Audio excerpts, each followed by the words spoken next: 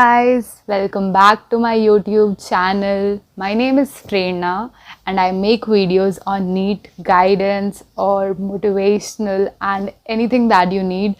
So अगर आपको NEET देना है, so go and subscribe my channel and for more videos like this, stay tuned. So आज का टॉपिक होने वाला है physics zero to hero strategy. बहुत बच्चों ने मेरे से specially physics and physical chemistry के लिए स्ट्रैटेजीज पूछी थी।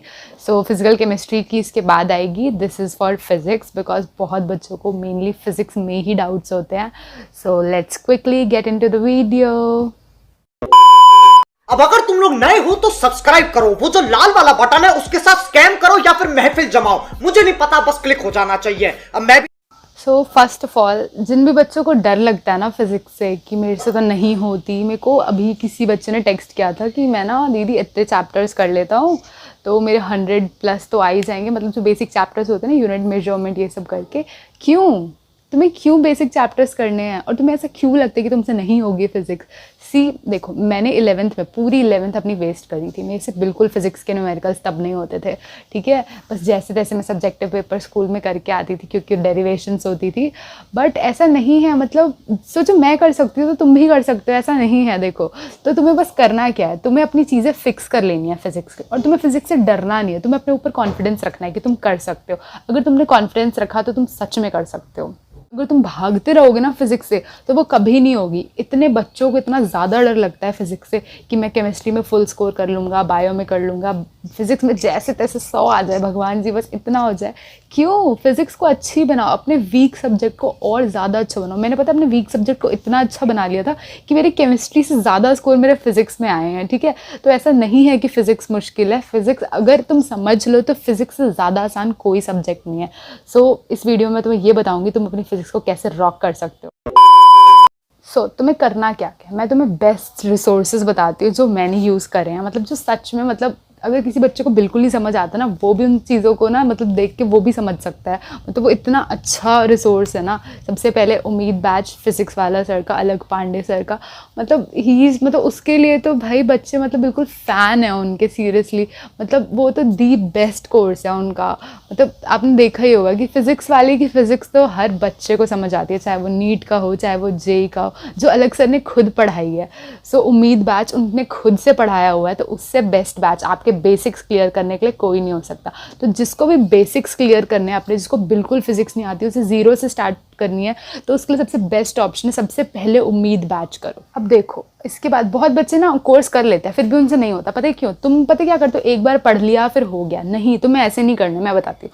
तुमने फर्स्ट चैप्टर पढ़ना शुरू किया सर से, उम्मीद बैच से पढ़ लिया, पूरा नोट्स उतार के बिल्कुल प्रॉपर नोटबुक बनाओ, प्रॉपर कॉपी के साथ सब कुछ पूरे नोट्स बनाए, लिख लिया, फर्स्ट चैप्टर लिख लिया। अब सेकंड चैप्टर पे जाने से पहले तुम फर्स्ट चैप्टर को दोबारा अच्छे से पहले पढ़ो, उसको दोबारा लिख के प्रैक्टिस करो, कहाँ पे क्या कंसेप्ट था उसे समझो, याद करो, उसके बाद नेक्स्ट चैप्टर पे मूव करो। ऐसे कर करके तुम सारे चैप्टर्स अपने कंप्लीट करो। मैं तुम्हें गारंटी दे रही हूँ, उम्मीद बैच से करने के बाद तुम्हें जितनी चीज़ें फिजिक्स में आती है ना, उससे 50% ज़्यादा चीज़ें तुम्हें आ जाएंगी फिजिक्स में।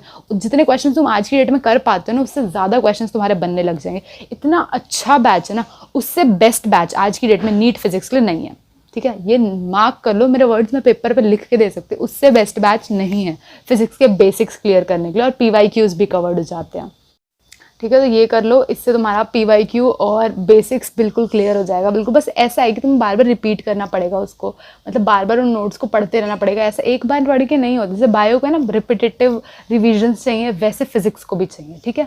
तो थोड़ा टाइम बाद में तुम्हें पता है फिजिक्स में न्यूमेरिकल रटना नहीं होता, उसका टाइप रटना होता है कि इस टाइप से अगर क्वेश्चन को पूछा गया तो उसे इस टाइप से सॉल्व करना है, ठीक है। तुम्हें ऐसे क्वेश्चंस के टाइप रटने हैं, ठीक है।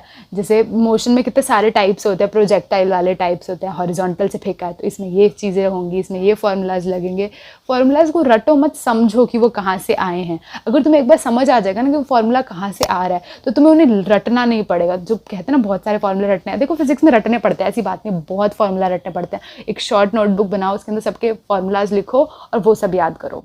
ऐसे देखो तुम्हें ना जो फार्मूलाज होते हैं ना वो तुम्हारे दिमाग में हमेशा रहेंगे कि कौन से यूज़ करना है, मतलब ऐसे फार्मूलाज तुम्हारे बहुत अच्छे हो जाएंगे, ठीक है। एक शॉर्ट नोटबुक बनाओ और उसके अंदर सारे फार्मूलाज ही लिखो, हर एक चैप्टर वाइज लिखते रहो, ठीक है। ऐसे तुम फिजिक्स में ये सब कर सकते हो। और तुम्हें क्या क्या करना है, देखो इससे तुम्हारा इतना तो हो गया, बेसिक्स तो हो गया, अब तुम्हें क्वेश्चन प्रैक्टिस पे जाना है, ठीक है। तो क्वेश्चन प्रैक्टिस के लिए तो मैं तुम्हें ये बोलूँगी, तमन्ना चौधरी मैम मतलब वो इतने बेस्ट क्वेश्चंस कराती है ना, मतलब तुम्हें थोड़ा सा भी लगेगा ही नहीं कि एनसीईआरटी से बाहर के क्वेश्चन, तुम्हें सच में लगेगा कि हाँ ऐसे क्वेश्चंस नीट में आ सकते हैं। और जो क्वेश्चंस ऐसे होते हैं ना उनको देख के करने का मन भी करते हैं कि हाँ चलो ऐसा क्वेश्चन आ सकता है। बट जो क्वेश्चन नहीं आने वाले होते, इतने हाई लेवल होते हैं, उनको देख के मन भी नहीं करता यार, ऐसे लगता है कि इतना हाई लेवल आएगा नहीं, और खुद को डिप्रेशन होता है। मेरे को खुद इतना डिप्रेशन होता था मेरे आकाश के मॉड्यूल्स के क्वेश्चन देख के कि मुझे कुछ नहीं आ रहा। तो मॉड्यूल्स के क्वेश्चन तो मत करो। तो तमन्ना चौधरी मैम के साथ क्वेश्चंस करो। अगर तुम्हें अभी भी क्वेश्चंस का कुछ लगता है कि अभी वो इतने अच्छे क्वेश्चंस नहीं करा रही है कुछ भी, तो पिछले ईयर के उनके ढूंढ के निकालो यूट्यूब पे, और या फिर अनअकैडमी के फ्री प्लेटफॉर्म पे तुम नीचे जाओगे तो 30 फ्री मॉक्स मिल जाएंगे। चैप्टर वाइज भी उनने बहुत सारे क्वेश्चंस करा रखे हैं, उसके अंदर जो क्वेश्चंस कराते हैं बिल्कुल दी बेस्ट है। उनके क्वेश्चंस बैंक उनके टेलीग्राम चैनल पे इतना सब कुछ है, तो वहाँ से क्वेश्चंस करो। बट ऐसे मत करना कि मॉड्यूल के कर करके अपने आप को डिप्रेशन दे रहे हो, उससे कोई फ़ायदा नहीं होगा, ठीक है। अच्छे क्वेश्चंस करो जो नीट में सच में आते हैं, ठीक है। मैं गारंटी दे सकती हूँ, अगर तुमने उम्मीद बैच और तमन्ना चौधरी मैम से पढ़ लिया ना, मतलब वो तुम्हारे लिए फिजिक्स के लिए दी बेस्ट स्ट्रैटेजी है, सीरियसली। और एक शॉर्ट नोट्स की कॉपी मेंटेन करो, उसके ऊपर मतलब एक पेज का कर लो, या तो एक A3 साइज शीट ले ली, उसके ऊपर हर एक चैप्टर के एक पेज के नोट्स वो बना लो, फॉर्मूला शीट्स बना लो और उसको पढ़ो, ठीक है। ऐसे तुम्हारा मतलब ये होएगा कि फॉर्मूला से तुम्हारा गो थ्रू मतलब हमेशा ही रहेगा, तो तुम्हें फॉर्मूलाज हमेशा दिमाग में रहेंगे, तुम्हें पता रहेगा कैसे सॉल्व करना है, ठीक है। ये 2 चीज़ें एक तो कर लो और एक ये फॉर्मूला शीट बना लो, ठीक है।